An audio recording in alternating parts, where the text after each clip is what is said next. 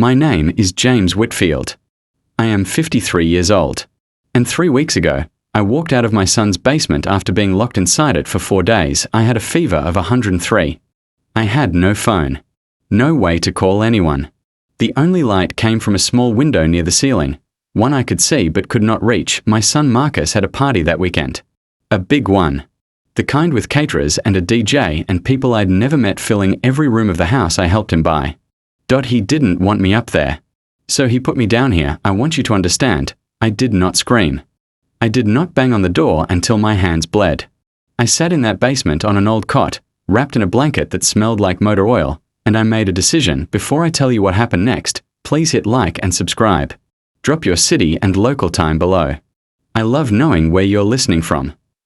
Now let me take you back to 8 years ago, when my father said something to me in his garage that I didn't fully understand until the moment I was lying on that cot, staring at the ceiling. My father's name was Raymond Whitfield. He was a carpenter. Not famous. Not wealthy. Just a man who built things with his hands and meant every word he said. His garage smelled like sawdust and linseed oil. Even in winter, when the cold came through the gaps in the walls, that smell stayed. Warm. Steady. Like him. Every Saturday when I was young, he would let me sit on the workbench and watch him. Not help, just watch. He said a man should understand what he's looking at before he picks up a tool. One Saturday, I must have been 9, he was repairing an old cabinet door. He pressed his palm flat against the wood grain, slow and deliberate, feeling for something I couldn't see. "James," he said. He didn't look up. "A person will show you who they are in how they treat you when they think it doesn't cost them anything." I nodded. I was 9. I thought he was talking about wood. He wasn't. My mother left when I was 11. After that it was just me, my father, and Marcus, who was 7. Dad raised us both. He worked double shifts and still came home and made dinner. Cornbread on Sundays. Always cornbread on Sundays, in the same cast iron skillet that had belonged to his own father. Marcus was different from me, even then.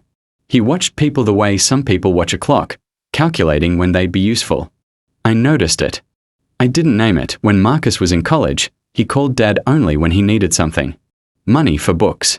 A cosigner. A reference. Dad gave everything. Every time. No question. He would put the phone down after those calls and go quiet in a way that took up the whole room. I was there for those silences. I didn't know what to do with them except stay. Dad's hands started shaking in 2016. Just a little at first. Then more. The diagnosis came in the spring. Parkinson's. Early stage, the doctor said. Like that made it manageable. I moved back into the house. I set up the back bedroom. I drove him to appointments. Marcus sent cards. Dad declined over 2 years. Not dramatically. Slowly, the way a tide goes out. One morning he couldn't button his shirt. The next month, the stairs. By the end, the garage door stayed shut. He passed on a Tuesday in October. Quiet. In his own bed, which I had moved downstairs when the stairs became impossible. Marcus arrived the day after. He shook my hand at the door. Shook my hand. The funeral was on Friday. On Saturday morning, 1 day later, Marcus was on the phone in the kitchen. I could hear him from the hallway. I had gotten up early to make coffee. I stopped walking when I heard the tone of his voice. It wasn't grief. It was arithmetic. "The house has to appraise at $450 minimum to make the split worth it," he said. "Tell the realtor Tuesday." "Yeah. And the garage contents, just quote the lot." The lot. That's the word they use for everything that used to be love. I stood in the hallway and I did not move. I did not walk into that kitchen. I listened to my brother price out our father's life in real estate terms, and I filed it away like a document in a drawer. I said nothing. Have you ever had to stay silent to protect yourself, even when every of you wanted to speak up? Tell me in the comments. I read them. What I understood in that hallway was this. Marcus had never seen me as someone who would push back. I was the older one who stayed. The one who handled things quietly. He had written me off as soft. I decided not to correct him. In the weeks after the funeral, while Marcus talked to realtors and appraisers, I went through Dad's papers. Not to find anything specific. Just to be close to him. To handle the things he had handled. I found the envelope on a Wednesday evening in November. It was in the back of his filing cabinet, behind a folder labeled Taxes 2011, the kind of place only someone who knew him would look. It had my name on it, Not Marcus's. Mine. I didn't open it that night. I put it in my jacket pocket and I went to bed and I lay there with my hand over it in the dark. The envelope contained two things: a letter and a business card. The letter was 3 pages, handwritten, in my father's careful block letters, the same handwriting he used to label his wood stains. He must have written it before the tremors made writing impossible. It was dated 4 years earlier. He wrote, "James, you stayed. I know you didn't do it for anything in return. That's why I arranged something you don't know about yet. Find Margaret Osei. She'll explain." The business card was for Margaret Osei, an estate attorney in the city. I had never heard her name, but the card was worn at the corners, like it had been handled many times. I called her the next morning. She picked up on the second ring. "Mr. Whitfield," she said, "I've been waiting for your call." She met me that Thursday. Her office was on the 4th floor of a building downtown, quiet, warm, a single plant by the window. She had a folder with my name on it that was 3 inches thick. My father had been planning this for 4 years. He had placed the house, his house, into a trust. Not in his name. Not in Marcus's name. In mine. Sole trustee. He had done it quietly, legally, 2 years before the Parkinson's diagnosis.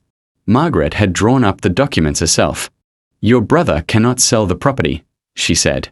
"He cannot appraise it for division. He has no legal claim." I sat with that information for a long moment. "Does he know?" I asked. "Not yet," she said. "Not until you decide. And if you haven't already, hit that subscribe button, because this story is about to turn." I didn't decide right away. I waited. I watched Marcus negotiate with his realtor. I watched him bring a photographer through Dad's house to take listing photos. I watched him bring a photographer through Dad's house to take listing photos. I watched him price the cast iron skillet, the one with cornbread memory in every pore, at $40 in an estate sale spreadsheet he left open on the kitchen table. I texted Margaret 2 words, "I'm ready." That night, Marcus called me to talk about the timeline. His voice was efficient, professional. He used the phrase "net proceeds" 4 times in 6 minutes. I said, "I'll think about it." He hung up content downstairs in his own rental apartment. My brother slept well that night. He had no idea the house he was selling belonged to me. Now we come back to the basement. Before the legal process completed, I got sick. Real sick. One of those winter fevers that takes your legs out from under you.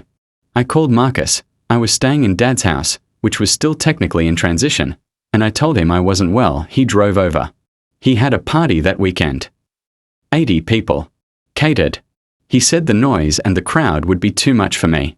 He set me up in the basement, then he took my phone. "You need to rest," he said. "No screens." Then the door locked. I heard it from the inside. A bolt I had never noticed before. I will not tell you I wasn't afraid. I was. The fever made the room tilt. The only sound above me was music and shoes on the floor, but I kept coming back to the letter. To the cast iron skillet. To my father's block letter.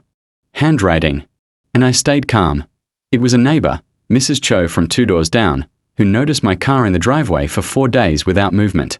She had a spare key my father had given her years ago.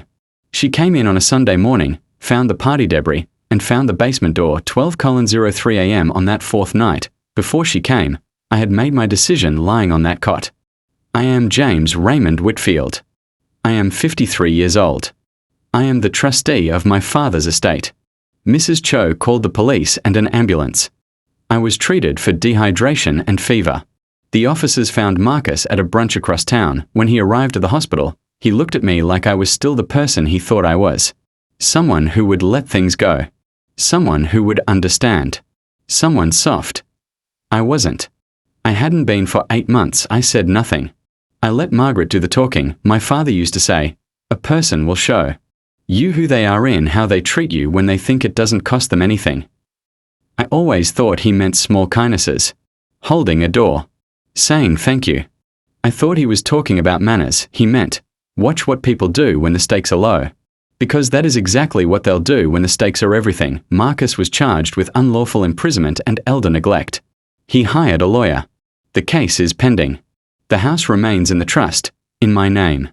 Margaret still checks in every few weeks. She told me my father had said, when he set up the trust, that he wasn't sure I'd ever need it, but he wanted me to have it regardless. Just in case, he said. James is the kind of person things happen quietly to. As for me, I still have the cast iron skillet. I didn't sell it.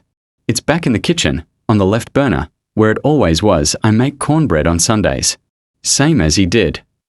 And every time I lift that skillet, heavy, warm, seasoned with decades, I think about a 9-year-old sitting on a workbench, watching a man press his palm against wood grain, and I think, he was teaching me what to hold on to.